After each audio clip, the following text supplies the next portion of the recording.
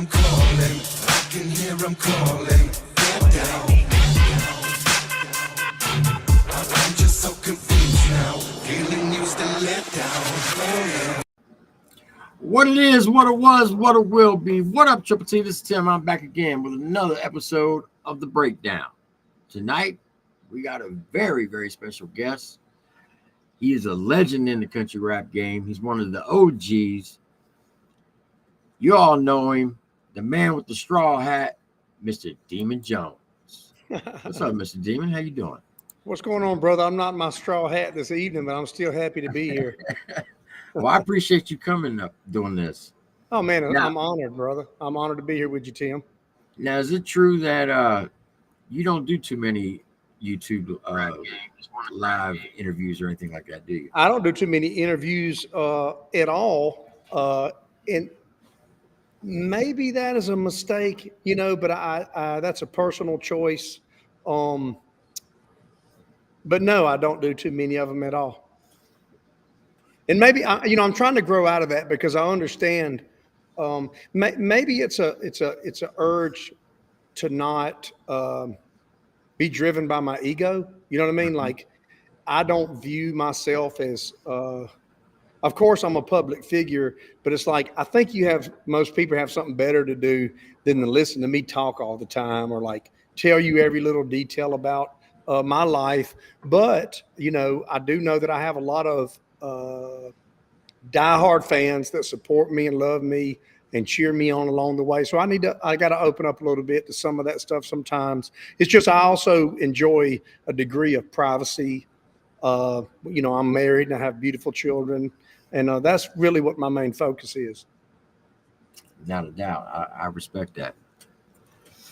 When the first time I seen you do a live performance was in North Carolina at Silverado's. Nice. And Adam Calhoun said, "Have you ever seen Demun Jones perform before?" I said, "No, tonight will be the first night." He said, "Well, it's great for you, but it sucks for me." And I'm like, "Well, what do you mean?" He said, "I hate performing behind demons." I'm like, "Why?" He said, "Because he puts on such a phenomenal show, and it's very hard to compete with that." And I'm like, "I think you're gaslighting me now, or gaslighting Demun Jones." He said, "No, wait till you see." And he wasn't lying. Oh my God. I appreciate that, man. I'm humbled. I have to ask you one question though. Okay. Have you ever measured how many steps you take in your performance? I tried one time, and this was just recently too, in Parker, Colorado, because I do a lot of walking, right? Like I'll walk 6, 8, 10 miles some days. And then I started using the app on my phone. Instead of going to the track and just walking 5 miles, I started checking. I set my phone to measure my steps, and it was like 4 miles or something like that. But I don't believe it was accurate. You know what I mean? I don't believe it was accurate because I played a 75-minute show, and I never sat still. And I can walk a lot further. And I'm not sitting. I'm not taking little. You know what I mean? I'm really getting a lot. You're running on that stage like a 20-year-old. I can't help it, brother. It's not like I'm up there like, let me show them. It's just like there's something wrong with me, and I was just able to figure out. There ain't nothing wrong with you. I loved it. Well, I was just able to figure out a way to channel it into something constructive. I've always been energetic, even as a kid, all the way up to an adult, and I'm just so grateful that I was able to use it for something constructive instead of destructive the way I was when I was a younger person. I was pretty destructive as a young man. I will say that watching you perform was probably one of the greatest performances I've ever seen. Wow, dude, that's like for real. Well, it's amazing. I put a lot of focus on that.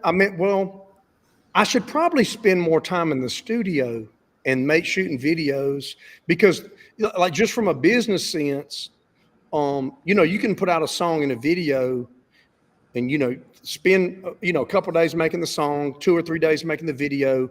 And then that song and video will pay you and your children and grandchildren till the end of time forever. And, but when you play a show, it's just my focus has been on what happens when you come see me and you're standing in front of me and I have this microphone in my hand, there's something that I feel like I must give you that you're not going to get from playing the CD or listening on Spotify. You can't, it is totally different experience. And that's always been my focus, but I'm matured more as a parent, a husband, and an adult. And I just understand that I might need to find more of a balance. I mean, not that my show needs to be worse.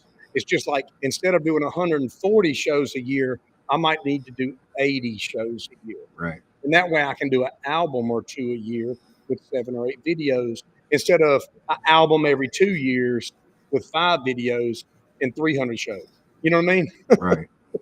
Well, the good thing is, I told this to Jesse Howard a couple years ago. I said, as an artist, every time you do a music video, you're making a time capsule for future generations of your kids, grandkids, great grandkids to look back on and say, that was my grandfather or my great grandfather.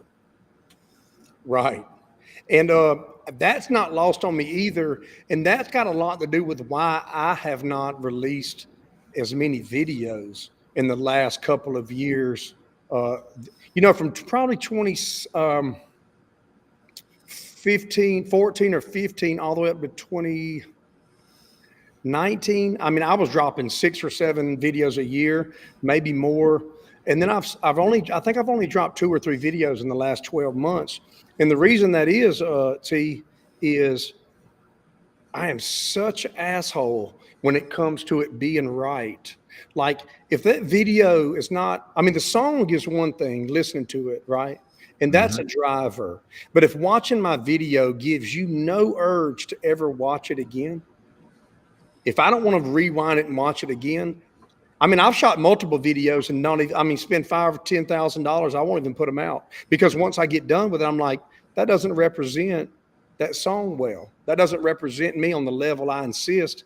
And so it's become harder for me to just kind of let go and let God, or maybe that's what I need to do is let go and let God and me stop trying to micromanage everything because I need that shit to be right, son. If my name's on it, I take it seriously like I do when I step on stage. You're not going to put me on a half-ass sound system and then I'm going to come on stage and it's going to sound like shit no matter what I do. No. You got to bring that real shit out here. And it's got to be like if your pickup truck costs more than your sound system, you ain't got no sound system. That's what I tell bar owners. Like you put up in an F-250, bro. I got one. I know what it costs. You got a $3,500 sound system, dog. This is for the corner of the Mexican restaurant. This ain't for the Demun Jones concert, dog. And there's nothing wrong being a perfectionist because, I get paid to do that. Right. And you're just trying to give your fans what they've earned and they deserve when they come to your shows. They worked hard for their money. Exactly. They're paying to see a show. If it sounds like shit, what are we doing here? You know what I mean? You make me look bad. And I'm a little more intense about stuff like that. I don't have, not to demean anyone else's approach, but me, I don't have all my lyrics playing in my song. I'm performing them. Mm-hmm. If I sound bad or off, then my show is off a little bit. That's it. Like if I get up to bat and I swing and I miss the ball, it's a strike, right? Like some nights it's going to be a home run, and I'm hitting more homers than not these days. But if I'm off one night, then I'm just going to be off a little bit, and that's what you got, Yeah, that's understandable. All right, so we're here for the breakdown. All right. We picked 3 songs. First one is Family First. Great song. What was your mindset when you wrote this song? I wrote it with my friend Brandon Hart, who is a very gifted writer and country artist. We were in a little shack in North Carolina in the woods. And I just went up there with him because I knew he was staying there. I'm like, hey, I'm gonna come spend a couple of days up there with you, see what happens, right? And he composed the music almost solely himself. And I came up with most of the lyrics, but what Brandon's gift is like, if you say something, he'll say like, No, say it like this. You know what I mean? Or so he guided me through some of those melodies and stuff like that. But the purpose in the song, I'm at a, my children are now 15 and 13-year-old girls. I've been married to my wife 16 years as of this coming February. And I have everything I prayed for and wished for, I have received. You know what I mean? I mean, I have this beautiful wife who is actually my dream girl. Now, this is not just some woman that I knocked up and decided to marry. This is the girl I wanted, right? Right. I have the most beautiful daughters. They're straight A students. They're magnificent athletes. They are just a joy. Most of the time, they're still kids, but there's nothing in my life that is anywhere close to what that is. I mean, not music, not money, not nothing. Because I've had a life with no money. I've had a life with no musical career. I've had that, and now that I have my family, man, I just can't. So every decision I make, man, where it's musical, even when I'm writing lyrics now, it's not that I'm limiting myself, but because everything I say, do reflects on my wife and my children, man. Right. You know what I'm saying? If you threaten me, I take it directly. It's like, you're threatening my wife and my children. Like, I'm not going to fuss with you on the internet. I'm not doing all that. I'm not getting in no fist fights over you stepped on my shoes. I'm not doing none of that now. But I'm so focused on what is best for me. And as a result of that, my family. Because when, if you shoot a hole in me, you just shot a hole in my wife and my children. You know what I'm saying? So when I'm deciding what months am I going to go on tour, and I get in arguments with people about it because they see it the way they suggested, like, hey, well, this will do better. I'm like, yeah, that'll do better, but I'll miss my wife's birthday, or I'll miss 7 of my kids' games instead of 2. So you can keep that 30 grand, and I'm gonna be at these 5 games. You know what I'm saying? Because my kids were just born, it seems like, and now they're in 8th and 10th grade. So really, the song is it's really about that, man. That's really what I'm about. And I wish, and I hope that, that song was not like some big, huge success either. If it would have been about killing a whole family or kidnapping a whole family, right? It would have probably done better. Excuse me. But there's something going on where getting married and having children and a family is not like the goal for people. They want $1 million and they want a fat house in a nice car. Well, let me tell everybody watching, if you're watching, I got $1 million. I got a fat car, few of them, and had several of them. None of it fucks with knowing that my wife and my children are at home safely, waiting for me to get home. None of it. Even if I had a much smaller house and no car and none of that, having a family is the most valuable thing that I have experienced, and it's not close. So that's what I'm about, and that's what that song's about. That's awesome.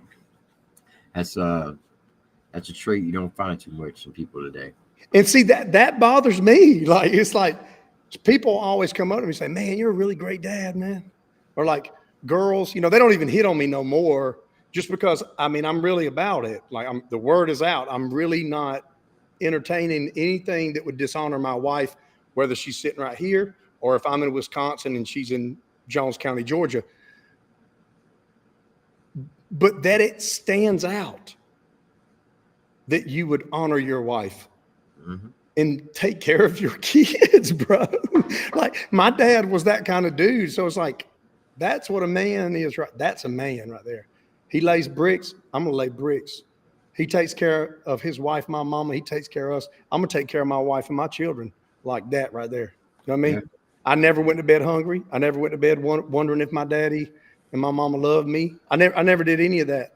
And my kids hadn't done it either. Daddy might not have been home. He might have been, but they know that daddy's working and I'm bringing every penny to the house. You know, when I was 16, I asked my dad, I said, Dad, why'd you join the military? Because he did 30 years. He said, because I did it so you boys and your mama could have the freedom of speech and do the things you want to do. I said, cool. That means I ain't got to serve.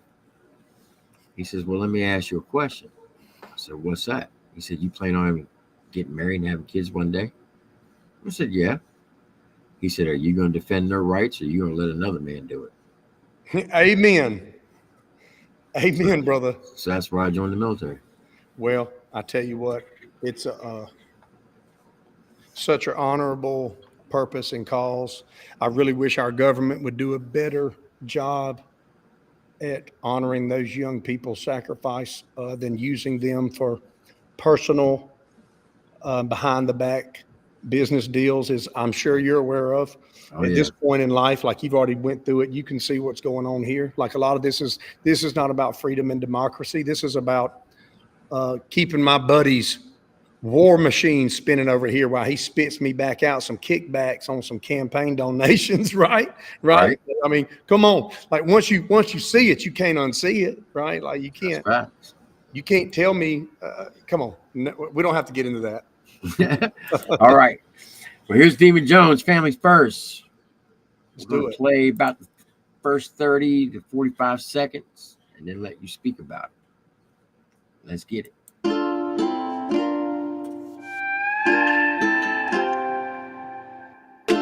Say your prayers before you go to bed, boy. That's what mama told me.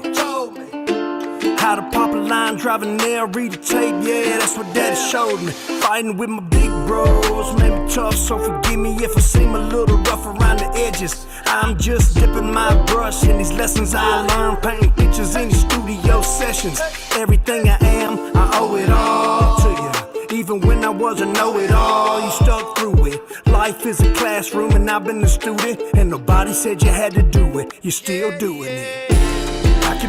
Now, are all those pictures, are they you growing up? Yeah, those are me and my brothers and my sister, my siblings, and my mom and my dad. Pictures of us, you know, on a brick job, pictures of us picking up rattlesnakes, playing baseball. I mean, those are all family photographs on the floor there. And I was kind of setting the stage about, you know, that's where I got it. That's where it was instilled in me, you know.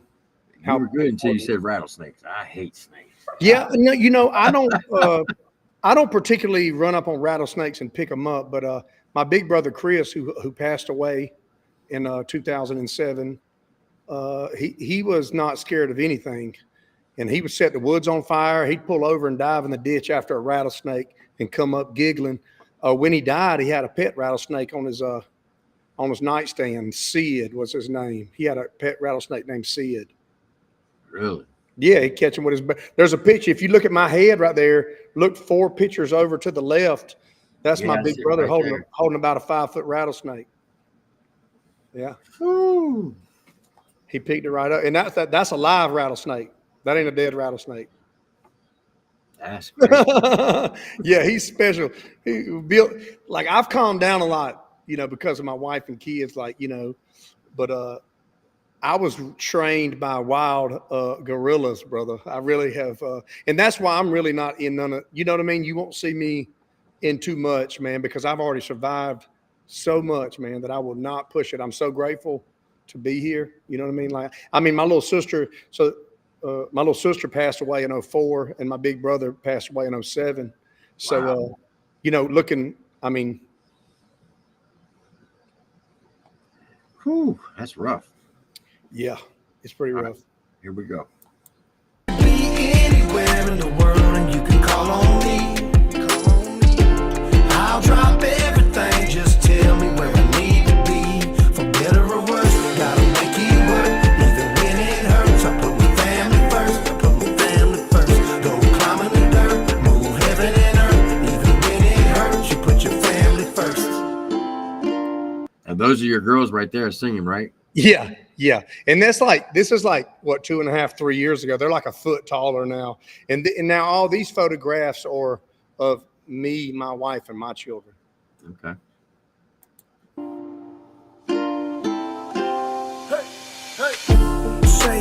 prayers before you go to bed, girls. That's what we tell the kids.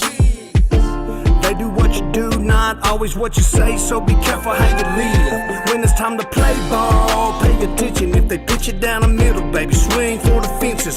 Till I'm dead and gone, I'm your #1 fan. I'm just trying to add a little bit of color to your pictures. Everything I am, I give it all to you.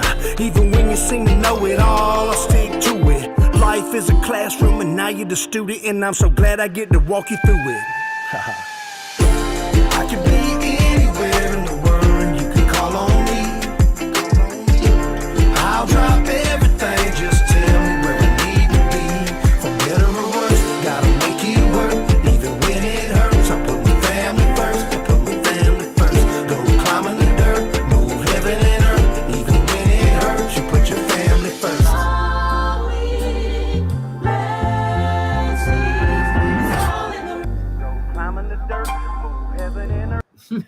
They're back in the background wrestling. Yeah, that was their idea too, man. They're really, man, I don't know, man. When I'm in the house being daddy, I get distracted with the responsibility.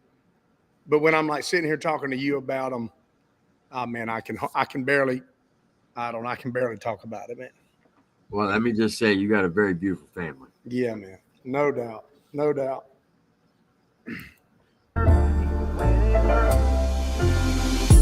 Say your prayers before you go to bed, boy. That's what mama told me. Mama. I'm in the dirt, living in her, even when it hurts. I could be anywhere in the world and you can call on me. I'll drop everything, just tell me where I need to be. For better or worse, gotta make it work, even when it hurts. I put my family first, I put my family first. Go climbing the dirt, move heaven and earth, even when it hurts, you put your family first. It's all in the room. Go climbing the dirt, move heaven and earth, Thank you so when much. it hurts. Overflowing blessings. It's all in the room. Go climbing the dirt, move heaven and earth, even when it hurts. Yeah, you know, can you hear me, T? Yes, sir. What's so funny is I'm in the batting cage. Well, right there at the end, it showed me pitching to my little girl, teaching JJ how to hit. And last week in the second game of the season, she hit her first, second, and third home run ever in the same game on 3 pitches. Her first pitch in every at bat, she hit it over the fence. She's an 8th grader playing varsity, right? Well, no, that was a 10th grader. My 8th grader hit one in her first varsity at bat and her third varsity at bat. And she hit one in the same game where her big sister hit 3. She hit 1. So both of them got 3 apiece right now. And the whole team is amazing, right? But it's just with my kids, I've worked and talked to them about mindset and stuff like that. And you're really starting to see it come out now. You know, they're 5'7" and 5'9", 130 or 40 pound young women, right? And they're hitting they're like grown people out there playing softball now. And it's a miracle to watch it happen, man. It's really, and that's a really meaningful song, man. And a lot of times as an artist, I can't be passionate about whatever is popular this month or like, what is everyone doing, right? Like, I just can't do it, man. Like, if I don't, every now and then I'll catch a wave of something like, you know, I did a song called GFY because I watched Elon Musk tell the world, Disney, Apple, all of them, he told them, go yourself. If you want to give me money and then you want me to edit people's free speech in exchange for your money, go yourself. Right. And they were in the room and he told them all. And so I wrote a song that night and just put it out. You know, it's like, I don't normally do that. I think that's the only time I've ever done that. But I was so inspired by that, man. Like, you're trying to pay me to be about something I'm not about, you know, and that's hard to do. Impossible. Yeah, it is. It is. That is the one thing I would say about the song that we just listened to. Um, it just goes to show that family means more than anything to you, more than money, more than the business, more than anything. And that's like a dying art because I'm pretty sure you could test to it. I could test to it growing up. You know, there wasn't a lot of divorces because families they stuck together, you know. And nowadays it's so easy for people just to walk away from a marriage instead of try to work it out. Yeah, and the cycle, it's a cycle too, where sick. And listen, some people that you're not a young person is not responsible for being born into a situation that's Right. not ideal. And some ladies and men are in relationships that are almost like a hostage, a terrorist and a hostage type situation, and they want to escape it. But there's this cycle where sick adults create warped children. And then when those warped children become adults, they create so it's like I don't know. I know that God's in control and we will get through it. But people aren't getting married and having enough babies to sustain the population of our country. I know they're not. The birth rate is the lowest it's ever been since we've been a country right now. And that Yeah. can't stand. Like that just cannot stand. Well, a lot of it has to do with the way with the money situations with inflation and everything. It's hard to raise a family. Yeah, that's right. People are like, well, I can't afford it. Yeah, we got to get out. We got to figure it out, man. We got to quit printing up money and giving it to foreign countries for one. That should be done. Exactly. We don't need 700 military bases all over the world, right? Right. You need the strongest army in the world, the most advanced aircraft in the world in a couple of places. That's it. And if you mess with me, glass. And then maybe you would maybe have to use it once every 100 years. Worst case scenario.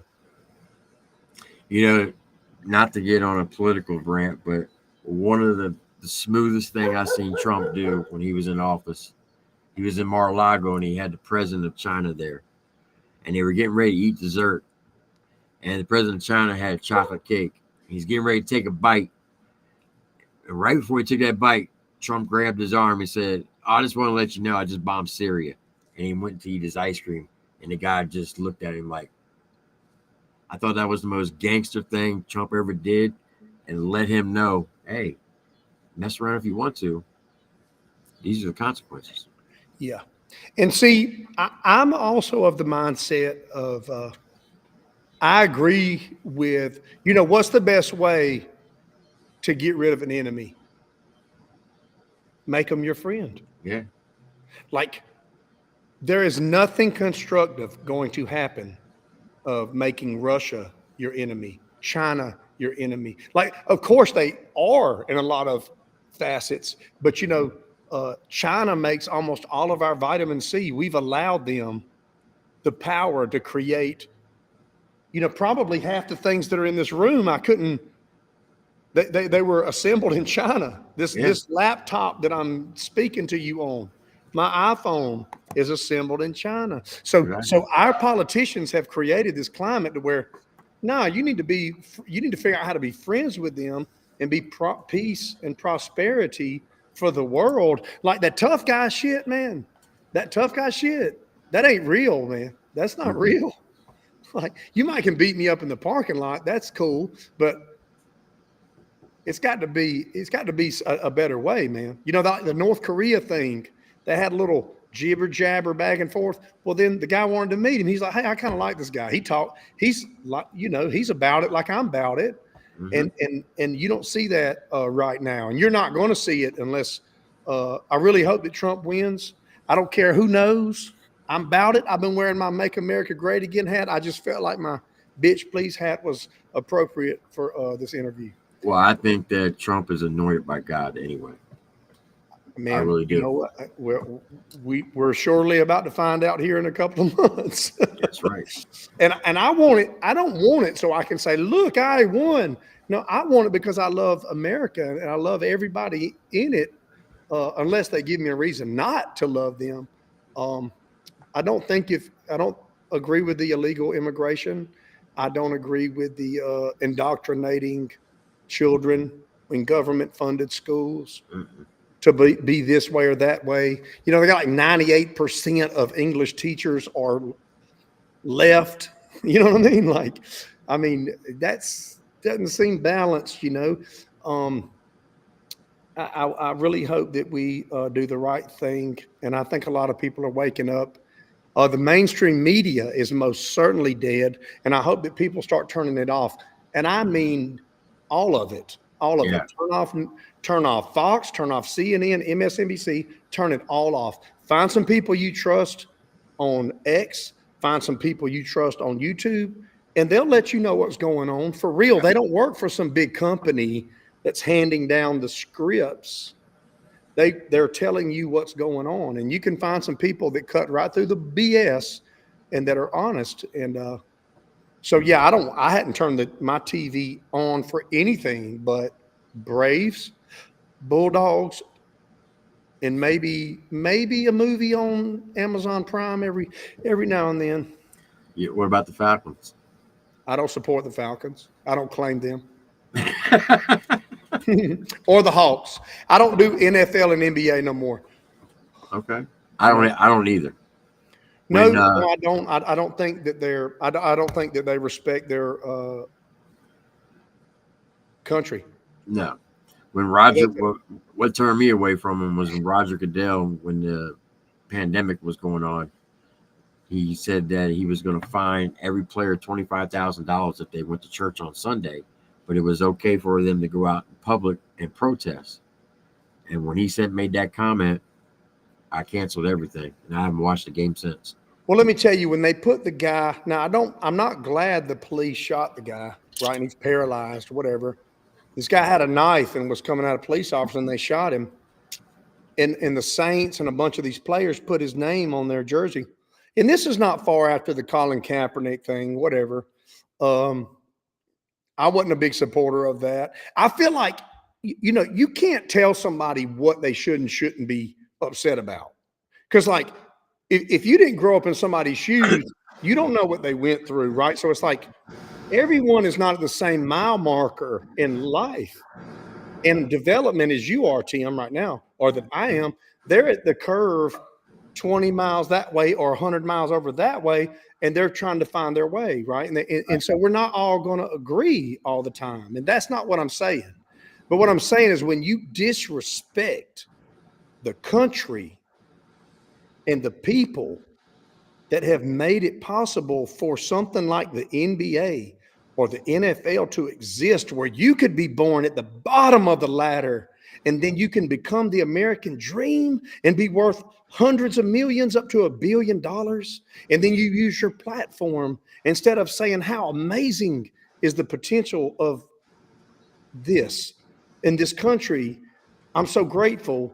You say that you're oppressed or something like that, man. Come on. Now, if a dirty cop is dirty, he deserves the full weight of the law. If Yes. someone is like hurting people because of what color they are, they deserve the full vicious weight of the law. I don't support anything like that.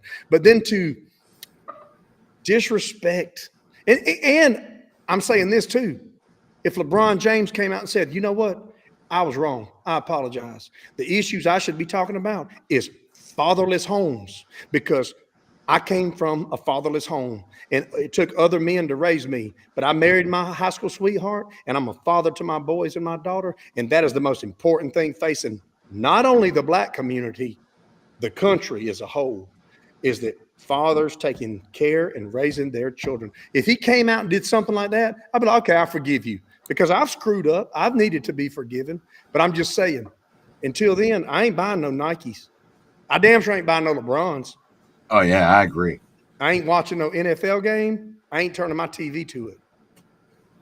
I agree Period. wholeheartedly. Yep. That we agree on. What's that? All right. So next one up, we got a song called "Feeling Good." What was the reasoning for this one? That was a unique experience because my producer Jared Shulo, he had this track, and he was like, "Hey man, I had this." And listen, he gave the idea, and like he was in the room while I wrote the whole thing, and I wrote it in a day. And Rizzy Myers was in the room, and at first we were gonna let her sing the hook. She's the one going ooh ooh, but I was like, no no no no no. I think I'm gonna sing it, and then just her do backgrounds on it, right? Because I don't like doing a bunch of songs where everyone else is singing the whole part of it. Like it's a Demon song. I want to sing it, right? Mhm. And but when the song comes on, the music almost sounds like it's the beginning of a horror movie. It doesn't sound like this song's about to be about feeling good, right? So it was like taking something that was your first impression is, ooh, this is about to be spooky, and then make it about something that's really, really positive, to give it a positive, because I feel like that's kind of what my whole creative channel from inside of me is kind of, it's abstract in a way, but I have to fight to keep from being too abstract, because then no one would know what I'm talking about. But there's a light and a dark to everything, I think, right? Mhm. Just like every day is light and dark, every person goes through a up and down, a good and bad, light and dark, good, evil, all this. So there's a certain spot every now and then that I'll catch it. And on that song, I just caught it. And I knew I caught it, right? I didn't know how everyone was going to respond to it, because then I would be worth, billions of dollars, Right. because every song I dropped would go trending like Feeling Good did. But that's it. It's the meshing of the dark like the music sounds dark, but then the lyrics, even though they're aggressive in a way, it has a positive overall push to it. You know what I'm saying?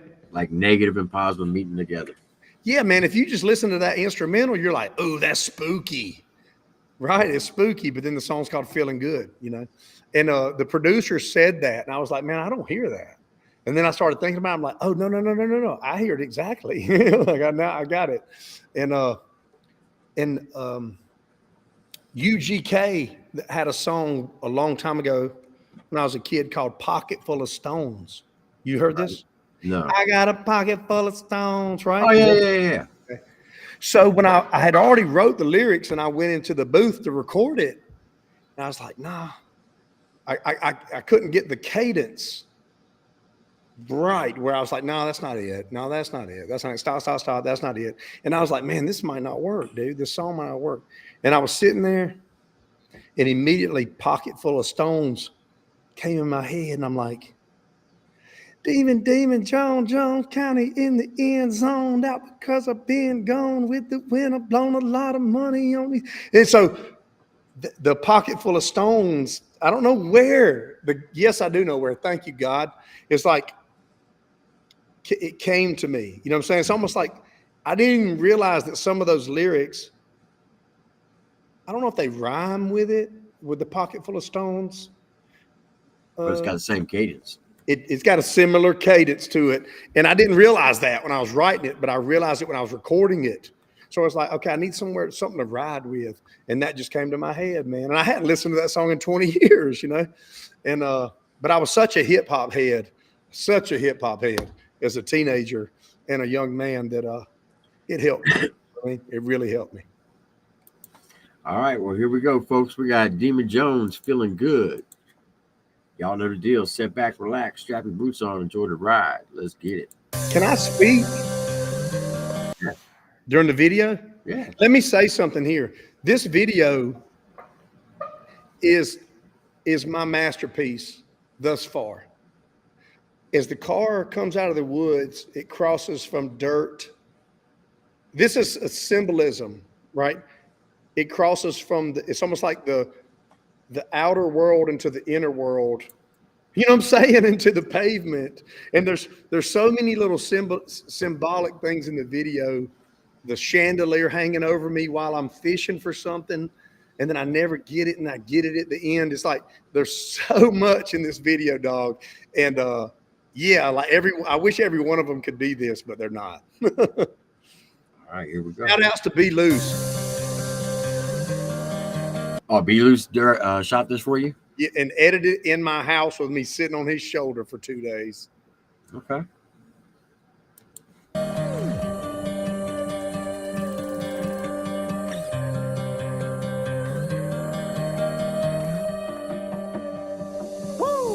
I'm feeling good. Catch me in the South Light, rolling in a blacked out, outrunning the sunrise. I'm feeling good. Devil on my hip, angel by my side, man. Everything is alright. I'm feeling good.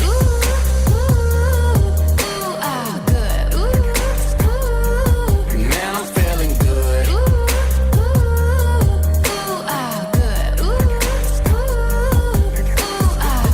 Demon Jones counted in the end zone. Out because I've been gone with the wind. I've blown a lot of money on these headphones and micro. No mad running the roads, rocking shows, vocal recital. Just keep making sure they hear you. Rattling the review, breaking speakers, flipping fuses, taking no L's. I refuse. I don't do it for the money, just the love. Then my hustle turned a little to a lot. That's enough to buy them things we always wanted for ourselves, and not just daydream it, but bring it in the living room and sit it right there. It's like we living in a dream, and you would know it if you seen it. Look in the window, wait, just let me clean it. I'm feeling good. That is fire right there. Dude, and like, listen, like the money coming off the table. This is when I wasn't a newly independent artist, but this was the first single. There was an official single that was going into my first solo independent album release. And that was a symbolic of, I'm not leaving another dollar on the table. Right. I'm taking it all. And it's not just about the money. It's just about, I made this shit. I wrote this shit. This is my video idea. And me and my family are going to reap 100% of the benefit off of this shit. Most definitely. And yeah, man, it's what else did it say? Look in the window, wait, just let me clean it. That's just like me. I'm giving you a clearer picture with my song. Like I'm painting a really clear picture with my song. You know what I'm saying? To let you know where I'm at. Well, Chief from TripleT Records says he has a serious question for you. See, this is why I don't do interviews, because Tim, he could ask me how I feel about like squirrel on squirrel porn. That's what you guys about to ask me, right? You see what I'm saying? Yeah. Like you're handing the reins, and no shout out to Chief. I'm not hating Chief. Much love to TripleT, boy. Hard targets my people. But yeah, come on with it. Give me the question. Come on, Chief. What's your question? Shout out to Mike Manick, who's in the chat, and all the other artists. Solid, man. We got a banger we made together several years ago. Chief, what's that question, player? I don't see it. I don't see it either. We can proceed. It'll pop up, right? Yeah. All right, cool. All right, here we go. Catch me in the South Light, rolling in a blacked out, outrunning the sunrise. I'm feeling good. Devil on my hip, angel by my side, man. Everything is. Devil on my hip. I'm always strapped.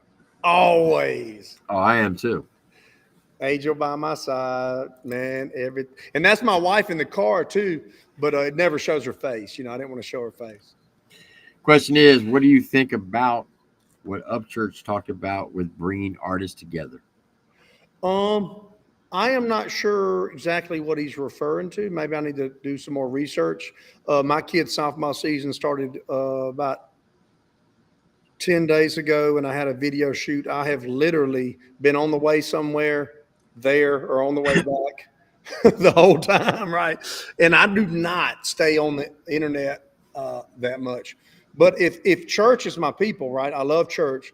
Anything that would further the genre and open more doors and bring more unity, I would always be for it. I'm not for, I don't cheer on negativity. I cheer on positivity and prosperity from myself and others.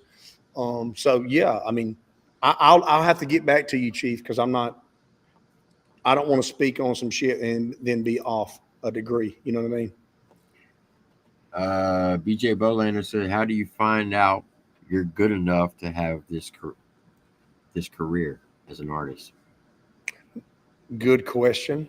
Um, my older brother, who has passed, was very talented writer, like of stories. Like, listen, he hated school, right? I'm talking about this dude had to go to summer school to graduate. He didn't want to go at all, right? He'd made like 100 in English every year, and then like fail everything else or get like a 69.6, just enough because he didn't want to be there. But I remember thinking, and he was 5 years older than me. So when he's 15 or 16, I'm 10 or 11. So I'm like, damn. And then when he's a senior in high school, I was like in 7th grade. He won the Young Authors Award, #1 out of every high school student in the state of Georgia. No, not 12th graders. Every kid that wrote a short story for the young authors thing, my brother Chris, who had to go to summer school to graduate high school, Right. was chosen #1. And I was like, shit, I'm talented, right? Like, I mean, he's dumb anyway. It's my big brother. We fight all the time. He sucks right now, which I love him very much, especially now that he has passed away. It hurts my feelings to talk about some, but I'm very proud of a lot of the things he taught me and that he accomplished because he was very talented. Knew a lot. He taught me a lot about politics, firearms, history, and literature. But I knew I was a talented kid where I like to draw, I like to play sports, I like to build things. I was trying to lay bricks when I was 4 or 5 years old under my daddy. I was trying because there was something creative to it, right? Laying stone and bricks, and so I was like, yeah, I could probably do that. And I started putting songs together. I could remember songs like, man, I could hear a Wu-Tang song twice or 2 or 3 times, and I would know the whole word. Like, I can sing you every word of Enter the 36 Chambers Wu-Tang album right now. You can play that shit, and I will sing along with it, track 1 all the way to the end of the album right now. And I hadn't heard the shit in 20 years. But so I was like, I got a good memory. I started writing raps. And then by the time I was 16, 17, I started getting serious about it. My friends were all very impressed. They were like, D, they called me Jig Jones. Hey, Jig, spit that rap he did the other day. Hey, man, spit that rap the other day. And so we'd ride around on the weekends, and I'd be driving, beating on my armrest. They didn't want me to play the Tupac and Biggie. They wanted me to beat on the armrest and and freestyle to them while we rode around Macon, Georgia, or wherever. And that's when I was kind of like, okay, all of my friends like the same music I like. They're really impressed with what I'm doing, and that gave me some hope. And then I started playing the guitar, the acoustic guitar, and then my writing took another big leap. And I started playing acoustic open mic nights. And everywhere I did it, I would just smash it. So it's like, that's when I started to see how people responded to it when I would perform it. So I started with performing way before I started recording. Like by the time I recorded, I had already like performed a bunch of times. And so yeah, that's how I knew I could have a career. And I just always believed in myself, Well, let me ask you this, Demon. I know you're a person of faith, and I know God plays a big part in your life. Correct? Absolutely. Okay, so if you don't mind, I'd like to pause for a second because I believe everything happens for a reason. And you mentioned your brother 4 times already, and I think I need to tell you this. How old was your brother when he passed? 35. 35. How old were you?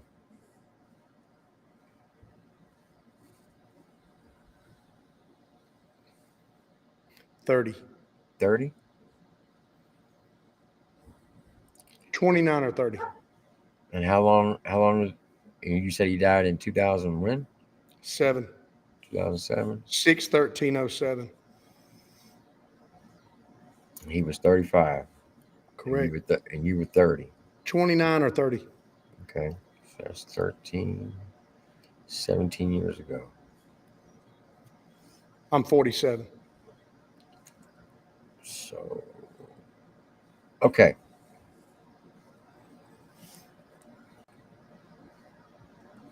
Put you right here.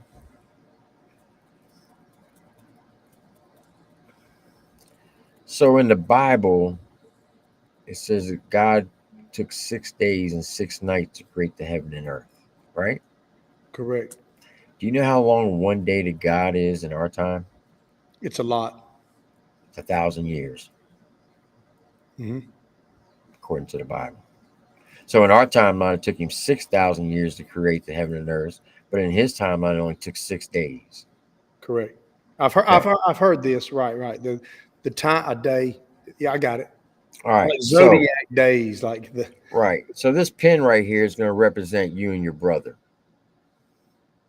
and your sister because she passed away as well, right?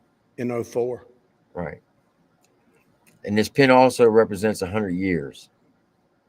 So I'm gonna hold it up to the camera. I don't know if you can see it or not, but I drew a line right here that goes around this pin.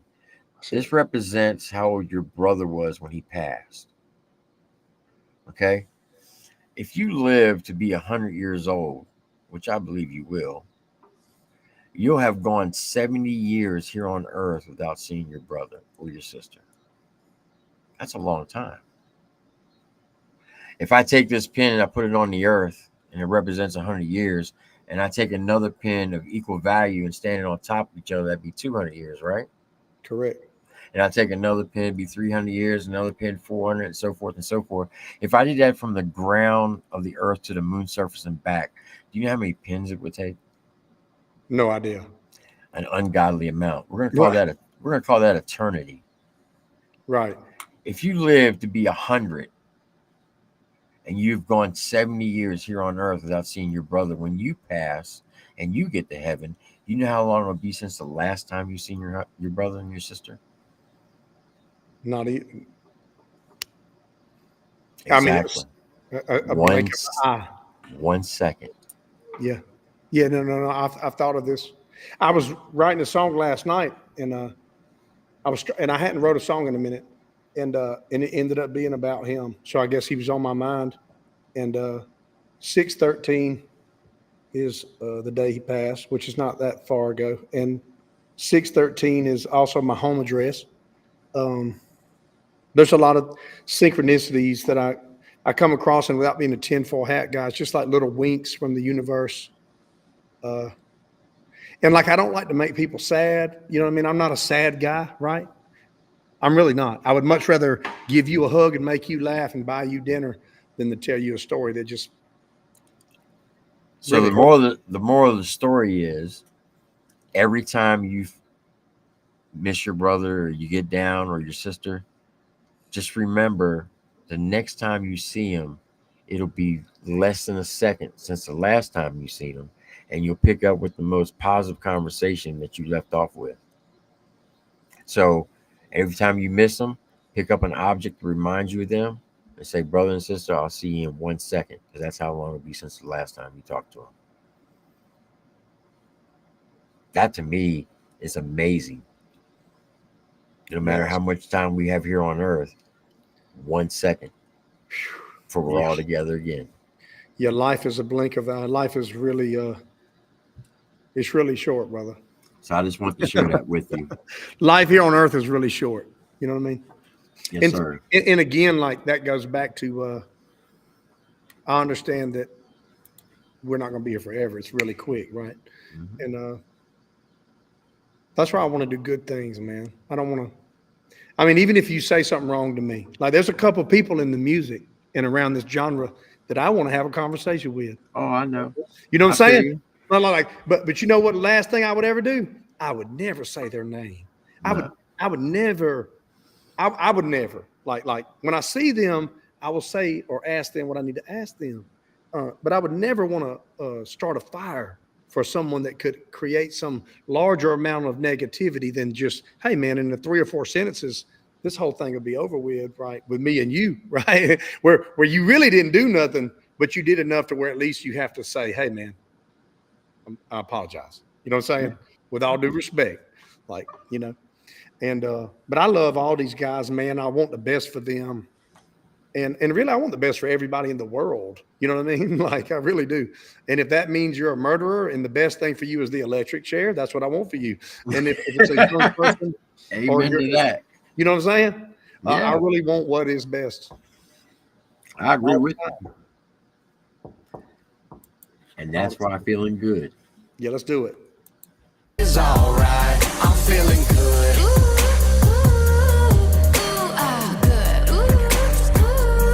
Man, I'm feeling good. Her voice. Living out here, you can keep the pace if you just slow it down. To a crawl, we creeping. When we driving, we speeding. That don't mean we in a rush. We racing, so button your buckle and float through these fields. Coyotes and honeysuckles. Trouble seems so far when you stay living in the present tense. Ain't watching no news or reading nothing about no presidents. We obey the law as long as everybody's watching. Then we stop it, drop it, load it up, dress it and chop it. I ain't gotta do it to keep putting food up on my table. It's feeling good to be willing and able. I'm able to stay on my grizzly, busy and grateful. And I stock a lot of lead for animals and hatefuls. I'm feeling good. Catch me in the south light, rolling in a blacked out, outrunning the sun. That verse right there is fire. I mean, you say a lot. Dude, if man, I don't know where that. Well, I do. Like I said, I know where it came from, man. I don't. A lot of times people say thank you for writing this or that, and I'm like, I really want to say, don't pat me on the back. You know, these things come through me. Like I think it's really, and sometimes I'm out of balance or I'm overwhelmed. Not overwhelmed, but like I'm covered up in responsibilities and things that I'm not a free vessel for the signal to clearly move through into the words. And that hurts my feelings because I know what I'm capable of. I know what God is capable of creating through me. You know what I mean? And that's what I want. I want the highest version of that. And this song is that, I think. See, I believe God uses you like a preacher to preach his word through your music. And your music touches so many people's souls and lives and has helped so many people. That's where that inspiration comes from, is Almighty. And I ain't taking no credit for that, though, is what I'm saying. It's like, right. People want to tell me thank you all the time. And like, of course they support me and that's how I feed my children. I'm so grateful. I'm so grateful. But it's like, man, I know that I can't do that. I can't do it. Like I'm a leather bag, bro. Like, you know what I mean? I'm a little piece of God in a leather bag. And Exactly. and if God don't shine through me, then there is no song. I'm not going to walk around with my chest poked out like I just killed the giant. You know what I mean? Like, it's God doing it, man, for real, for real. And when it's not that, I'm usually not satisfied with it. You know, I'll still put some of that out, but as I've gotten a little older, I'm not worried about how many songs I put out this year. I'm worried about, do those songs reflect what I want them to reflect? Do they make people feel good? Does it say what I want it to say? Does it do anything? Does it put anything into the world that it adds one little sprinkle of a positive ingredient into the recipe, right? And if it don't, a lot of times it'll be on a hard drive somewhere when I die. Yeah, because you're making timeless classic music. You're making real life music. Yeah, I hope so, man. And that's why people resonate towards you. Well, thank you. Thank you for saying I'm humbled. Sunrise, I'm feeling good. Devil on my hip, angel by my side, man. Everything is alright. I'm feeling good.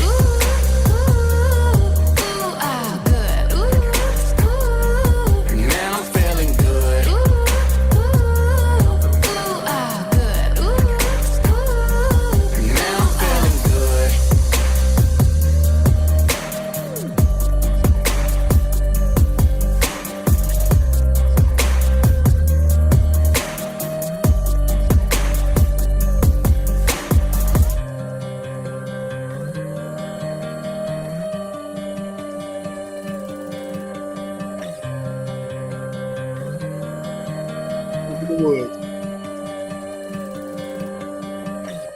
That video is so fire, dude. It God, is. I'm so glad that's my video. That is a fire ass video, dog. I have never saw that video and been like, I'm like, no, that is it, boy. Anybody has a question about that song, you can put it in the chat, and I'm sure Demon will be happy to answer it. Yeah, All I right. wish that video could have been like half that dope, and then I would have had another one that dope, half that dope. But dude, B Loose, man, when me and B Loose met, he's from Houston, but I met him in the woods in Mississippi, dog. Because like B Loose was my homie and my video guy. Like nobody knew B Loose, right? And I'm not taking credit for nothing because B Loose was a hungry, driven, hardworking ass, amazing videographer, dude. God. So he was working with you before church? Oh yeah. The way he met Church was when he rode with me from my house to Nashville to shoot the off-road video. And then that day, and we pulled in the studio where Church had just recorded Rolling Stones, and he was in there listening to it. He's like, "You think that's dope?" I said, "No, that's not dope. That's ridiculous. Like that is a smash, right?" And that's where he met B Loose, right? And we went and shot the off-road video, which was amazing. And then that's where he said, "Hey, man." That's where the Campfire Cologne came from, and then Campfire Cologne was so awesome that he wanted it to come out on his channel because he knows off road was amazing, but it came out on my channel. Since he's got so many more subscribers, he's like, no, dog, just put Campfire Cologne on my channel. It's all good, and that way more people will see it. And then when it dropped, B. Lou shot that as well. He was like, man, I don't know that I've ever had a song go so crazy out of the gate than Campfire Cologne. He goes, when are we doing an album? I was like, shit, dude. I'm saying, you just let me know, I love you, dog. I mean, we make great stuff. Obviously we're 2 for 2 here. And then he called me one day. He's like, what are you doing Monday? I'm like, well, let me see. It's Friday. I said, nothing. He goes, let's make an album. So I went to his house on Sunday. We went in with Toner on Monday, Tuesday, Wednesday. Church wasn't feeling good. I think he's got asthma, so like he wasn't feeling good, right? Right. And we made the Oven album in 2 days. Really? Have you ever heard the album? Mm-mm. Oh, bro, you got to go listen to it, front to back, master, just a God. And then because he's a monster in the studio, right? Just bam, bam, bam. And I fancy myself as that, especially in 2019, like when we were doing this, I felt like I could keep up with anybody, right? And that was the first time I was in the studio with somebody where I was like, I got to be on my shit because this dude's on his shit, right? As soon as I had an idea, or he had an idea, I had we were just going off each other, and we ended up with 10 songs. We even had a couple of other songs we didn't even put on it. So I think we did 12 songs in 2 days, or 11 songs in 2 days, and we already had Off Road, and we put Off Road on it. And it's on your channel, correct? Yeah, the Oven album is everywhere. It came out in June of 2019. I think June 29th, 2019. I'll definitely have to do an album review. You just gave me some more content. Boy. That one got really overlooked, I think, because we didn't necessarily, he was busy, I was busy, and we didn't get to push it. We'd only got one video. The video came out a couple of weeks after the album did. He was blowing up at that point. You know what I mean? Like Church is a once in a generation he's talented. He's funny as hell. He's talented as hell. He can sing, rap. Like, you know what I'm saying? Like, man, this is like when he was doing this, me and him were, going back and forth and working. And like, I kind of saw that coming too. So I kind of kept my distance because I didn't want to get in the way, but also call me when you need me, dog, and I'll be there. And then when we're done working, I'm going to get out of the way. If you need me, you know where I'm at. And then B. Loose was involved at that point and like was really, living in Nashville and really involved in Ryan's dealings and helping him with videos and everything. And now I think, he's Church's manager and it's like on top of everything. Yeah. Yeah, man. That's so dope. we're tied together. Like, these guys are. One You know, big family. there were similar times and things that we were all together on things, man, that really helped to create the space. And there are people before me that helped create the space. Colt Ford, Lax, Big Smo, Georgia Boys. And then like I'm on the tail end of that. And then like, you know, I'm doing this with Smo, I'm doing this with Yeah, but you've been doing this for 20 years though, Damon. So you're kind of like one of yeah, the I've been doing it. I've been OGs. making a living for 20 years because I toured rehab for 9 straight years. Yeah. But that wasn't about Demon. That was about me getting my education. You know, that was the rehab. Danny Boone was the Yeah, but general. what I'm saying is you're one of the OGs of the independent lane. When people talk about, you know, how the independent country rap lane starts, they can't have the conversation without your name coming up. I'm just saying, I'll facts are take it. facts. Hey, bro, Hey, you know what? I got to learn. I told you I get uncomfortable when people want to pat me on the back, Yeah, I get it, but I got to but learn to accept it. You know what I you mean? got you got to take your flowers too, because I mean, when you start looking at some of the OGs, like the first person I'm going to say, a lot of people may not like him, but you still got to give him his flowers because he was one of the OGs, and that was Haystacks. Absolutely. And Absolutely. then you got Haystack's done some shit none of us done. The amount of independent albums he sold when it was CDs, I would never take nothing away from what he's done. He exactly. gave a lot of white boy and dude from Haystack, man, we don't even got to get into that because we're just talking about music here, right? There's a lot of people that was under that umbrella that you listen to right now, or like not that line, but then the next line. There's a lot of people that are doing a lot of things in the industry that came out of that Haystack school of music. A Yeah. lot. And I'm not, you know, I'm not saying that that's a negative thing that they came out of that school. Like people have had dramatic things in and out of the clique over the years that, I mean, I'm not tied into all the Nashville stuff. I know most of all those guys and I got love for all of them. And I don't get too involved in, you know, those boys grew up in a lot of street shit and they got a lot of dead friends that, and so do I. You know, when I grew up in running the streets in Macon, Georgia, dog, I got tired of burying friends. So like when it starts getting all weird and stuff like that, you can check me out, bro, because I'm not with it. Like I'm not with all the crazy. You ain't down with the baby mama drama. No. Zero. I hope you make $5 million this year and all your babies are making straight A's. Mm-hmm. That's what I want for you. I don't want nothing to turn into something that it ain't over nothing, you know? But like I was saying, when you start giving out flowers, so you got Haystacks, Bubba Sparks, Absolutely. Colt Ford. Bottleneck. Absolutely. He was one of the originals. The Lax. And everybody you're in Georgia Boys, Yeah. and everybody you're mentioning has shown me love. Big Smo has shown me love and given me opportunities and stages to play on when almost no one knew who I was but them. And they did it based on, they knew I had been on the road with rehab, working my ass off in the trenches. And that's why Jelly Roll did the Bronco verse. That's why Average Joe's wanted to put out my albums. That's why the Lax let me in on some of their songs, the Georgia Boys. They all helped me. You know what I mean? So it's like now if it turns into something other than that, I ain't got nothing to say. Like I love all those guys and appreciate all of them. Like one of the dopest verses I heard you spit was on the Redneck remix, where you're talking about making mud.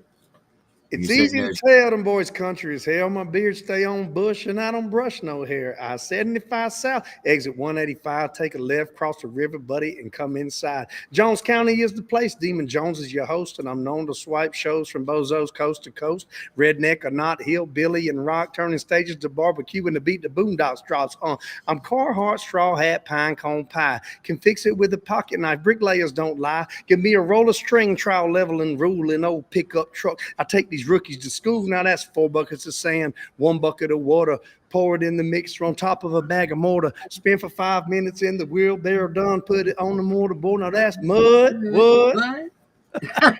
I listen to that song at least once a week. I don't forget verses. I love that. I'm giving other people my best verses, bro. I gave Bubba one, dog. Oh my God, dog. On Way Down South with the guy from Matchbox 20 and Danny Boone.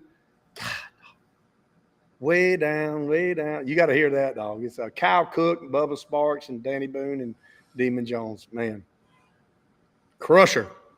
I can't sit here and spit all my dope verses, man. There's a few. But I tell you this, man, I'm so picky, bro.